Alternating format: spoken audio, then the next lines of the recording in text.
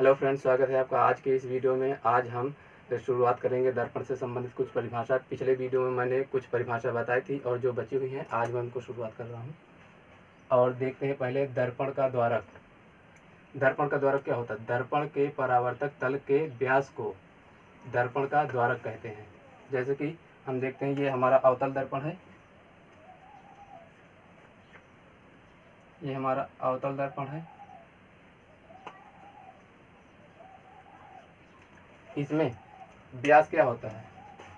जैसे कि हमारा अवतल दर्पण हुआ, और ये क्या कहते हैं? अवतल दर्पण के परावर्तक तल के व्यास को दर्पण का द्वारक कहते हैं। ये हमारा परावर्तक तल हो गया, M1 M2 हमारा परावर्तक तल हो गया।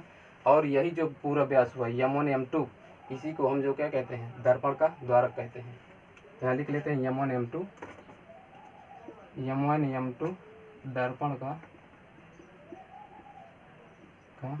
द्वारक। ठीक, परावर्तक तल हो गया M1 M2 और इसी को जो है दर्पण का द्वारक कहते हैं। अब देखते हैं फोकस दूरी, फोकल लेंथ। ठीक, दर्पण के ध्रुव से मुख्य फोकस, देखिए दर्पण का ध्रुव होता है ये P, ये हमारा ध्रुव हो गया, ठीक है। और हमारा ये C यहाँ पर केंद्र होता है, वक्रता केंद्र इसे हम बोलते हैं। और ये जो कैपिटल F दिया हुआ है, कैपिटल F को हम मुख्य फोकस बोलते हैं, ठीक है। तो क्या कहते? दर्पण के ध्रुव, ये दर्पण का ध्रुव हो गया और ये मुख्य फोकस होता है। कैपिटल F ये है मुख्य फोकस, मैंने पहले वीडियो में बता चुका हूँ। ये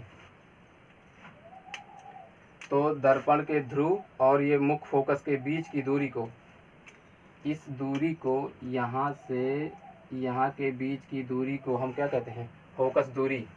यानी कि P और F के बीच की दूरी को हम फोकस दूरी कहते हैं और इसे स्मॉल f से प्रदर्शित करते हैं। P F के बीच की दूरी की दूरी, ठीक है। तो P और F के बीच की दूरी को हम फोकस दूरी कहते हैं, इसे स्मॉल f से प्रदर्शित करते हैं। अब आते हैं फोकस तल। फोकस तल क्या होता है? फोकल प्लेन, ठीक है। ये हमारा अवतल दर्पण हो गया, ये हमारा ध्रुव हो गया, ये हमारा मुख्य फोकस हो गया, ये हमारा वक्रता केंद्र हो गया, ठीक।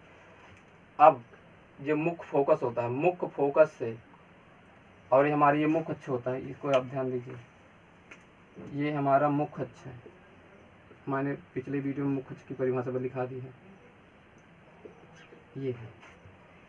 यानी कि मुख्य अक्ष के अभिलंबवत, यानी ये हमारा मुख्य अक्ष हो गया और इसके सीधे लंबवत एक जो F1 आ रहा है, ठीक है। तो मुख्य अक्ष के अभिलंबवत तथा मुख्य फोकस से गुजरने वाले, ठीक है, ये हमारा मुख्य अक्ष हो गया। और F1 और F2 जो है, यानी कि ये जो है मुख्य अक्ष के अभिलंबवत है F1 और मुख्य फोकस से गुजर रहा है। तो मुख्य अक्ष के अभिलंबवत तथा मुख्य फोकस से गुजरने वाले तल को हम क्या कहते हैं? फोकस तल कहते हैं, ठीक है। तो F1 F2 हमारा क्या हो जाएगा? फोकस तल। F1 F2 हमारा फोकस तल हो गया।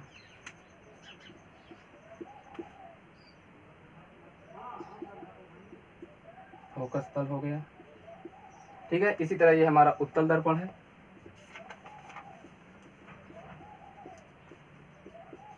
उत्तल दर्पण में भी आप देख लीजिए, ये हमारा मुख्य अक्ष हो गया, ठीक है।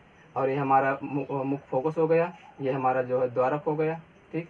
F1 F2 जो है इसमें भी जो है मुख्य फोकस तल है हमारा, ठीक। तो ये परिभाषाएं हो गई। अब देखते हैं अगली परिभाषा।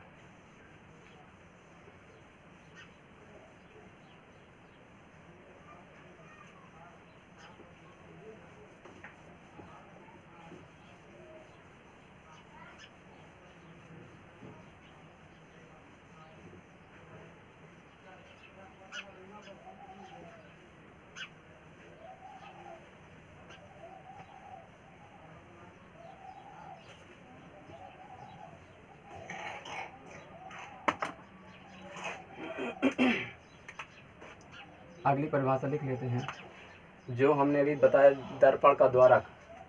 ये हमारा दर्पण हो गया,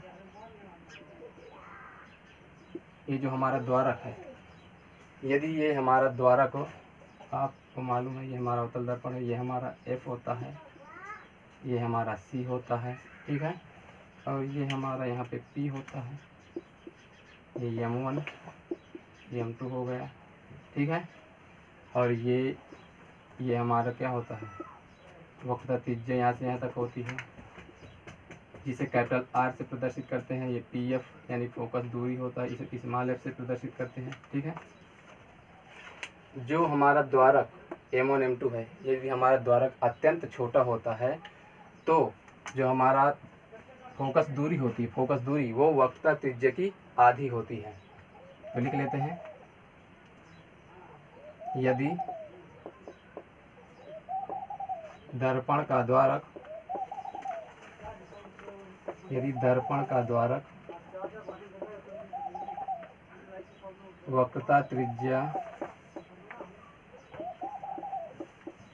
वक्रता त्रिज्या की अपेक्षा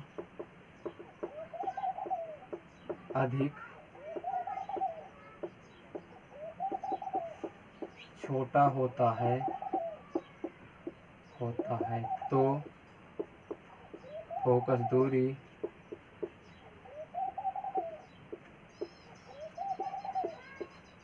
वक्रता त्रिज्या की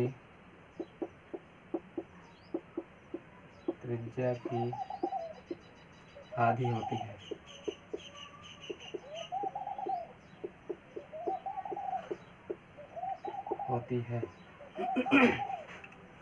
आपको मालूम है R जो है हमारी वक्रता त्रिज्या होती है, वक्रता त्रिज्या स्मॉल f फोकस दूरी। तो हमने क्या बताया, यदि हमारा दर्पण का द्वारक वक्रता त्रिज्या की अपेक्षा अत्यधिक छोटा है तो फोकस दूरी जो होगी वक्रता त्रिज्या की क्या होगी, आधी। तो फोकस दूरी f बराबर r/2 ये हो गया, ठीक। ये हमारे यहाँ से, ठीक, इसको अपने डालो, यानी कि हमारी फोकस दूरी वक्रता त्रिज्या का आधा होता है, ठीक है। ये परिभाषा हो गई।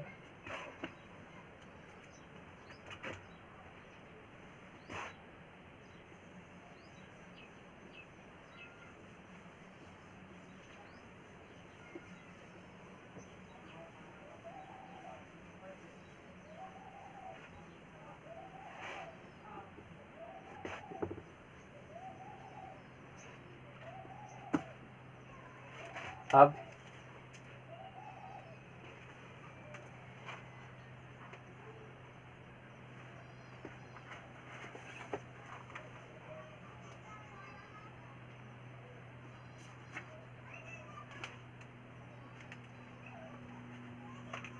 देखते हैं दर्पण से जो प्रतिबिंब बनते हैं कैसे बनते हैं और कहाँ बनते हैं।